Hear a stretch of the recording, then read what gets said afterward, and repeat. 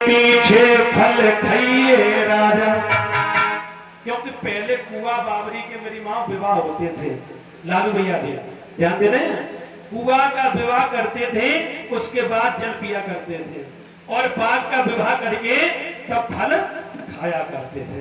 तो वही राजा लिख रहा है पत्र में कि ना कोई बेटा ना कोई बेटी, जय बाघ बेटा और जय बाघ बेटी। पत्र जो पढ़ के रुक मत जइयो, आए बाघ को ब्याह कर भइयो।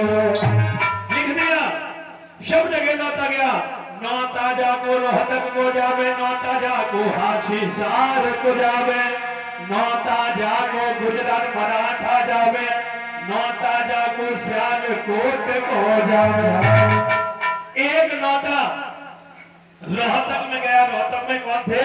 बाछल काछल आछल तीन बहने थी, यानी जो साधु रूपचंद के लिए अतुल भाई है, वहां पर गया।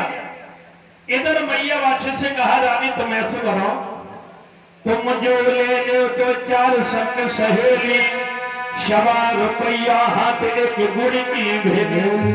जाओ भैया हरी सिंह के यहाँ जाकर के भात मांगो, क्योंकि जब बेटी बेटा का विवाह होता है तो भात मांगने के लिए जाते हैं ना। कौन कौन हमारी माता जाती है, हाथ उठाओ। सब लोग जाते हो, लेकिन आजकल तो शॉर्टकट जमाना हो गो भैया। कैसो कि फोन लगाओ कि भैया फलानी तारीख को ब्याह है, हमें तो समय ना जो कि तुम्हारे नियम तक आए। हाँ, लेकिन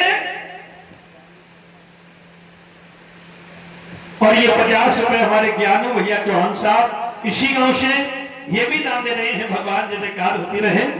सजनो, इधर भैया वाचन अपने भैया हरि सिंह के यहाँ गई। भैया मेरे ना तो कोई बेटा है ना कोई बेटी है, मैंने जो बाग लगवाया है वही बाग बेटा है, वही बाग बेटी है। आकर के बात कहना ना, कहा बिल्कुल आएंगे।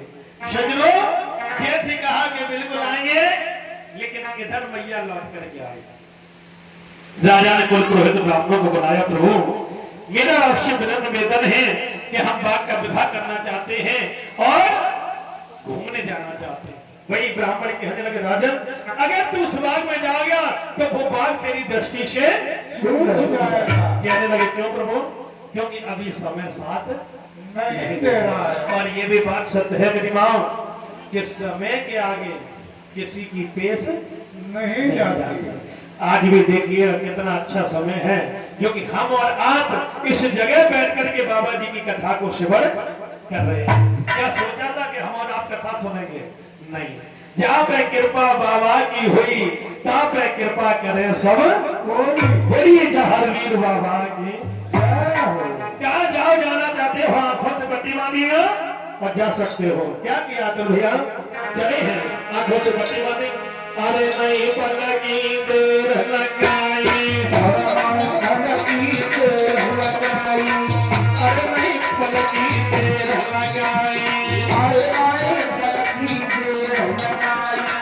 आंख से पट्टी बनवाई, मडलू राजा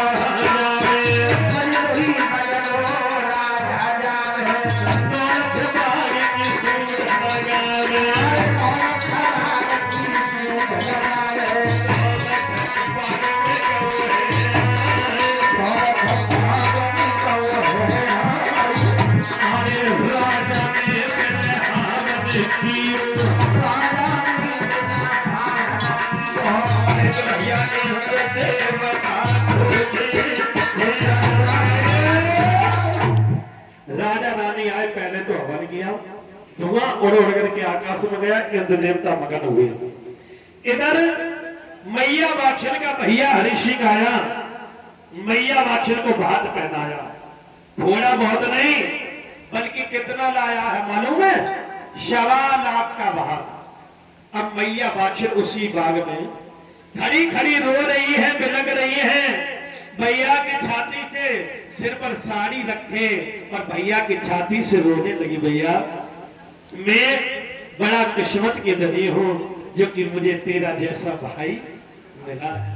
क्योंकि ध्यान रखना मेरे नौजवान भाइयों, इस संसार में भाई बहन का प्रेम वो प्रेम है जो कि संसार में कोई प्रेम नहीं है। वो भाई बड़े किस्मत वाले होते हैं जिनके बीच में बहनाएं होती हैं, और वो बहनाएं भी बड़ी किस्मत वाली होती भैया जिनके बीच में भाई होते हैं। भाई भैया बच्चे रो रही है, भैया ने डानस बनवाया, धीरज बनवाई, बहन रोबे मते। उसके बाद में सजनों जैसे इतने वचन कहे, अच्छा और ये 100 रुपए महिमा देवी जी हरदोई से जो 100 रुपए दे रही हैं, भगवान हमेशा जीवन में खुशियां बनी रहे। और ये अच्छा रामू भैया जी के ससुर साहब जी की तरफ से भी जो खुश होकर के 500 रुपए दिए, भगवान भैया के जीवन में हमेशा खुशियां बनी रहे। जैसे गंगा जमुना में जल बढ़ता है ऐसी परिवार बढ़ता रहे, बाबा की दृष्टि बनी रहे। बोलिए सच्चे दरबार की। उसके बाद ध्यान रखना सजनों, अब जैसे इतने वचन कहे, राजा रानी ने हवन किया, बाग का विवाह किया, पटवारी को लिया चलो बाग की सेहर करें। पटवारी कहता है महाराज ये आम का वृक्ष राजा हुंकारा भर देता है क्योंकि आंखों से कुछ दिख नहीं रहा। महाराज ये नींबू का वृक्ष राजा हुंकारा भर देता है, कुछ दिख नहीं रहा।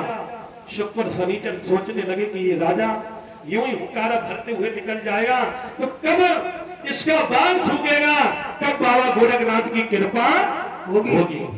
आज वही सर पे बैठ गए, राजा की दृष्टि पर दुख कुछ नहीं रहा।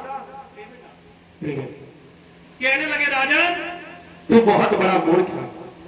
पटवारी कहता है महाराज ये आम का वृक्ष राजा हुंकारा भर देता है, जरा आंखों से बत्ती खोल करके देख तेरे बाग में कितना धन नष्ट हो रहा है।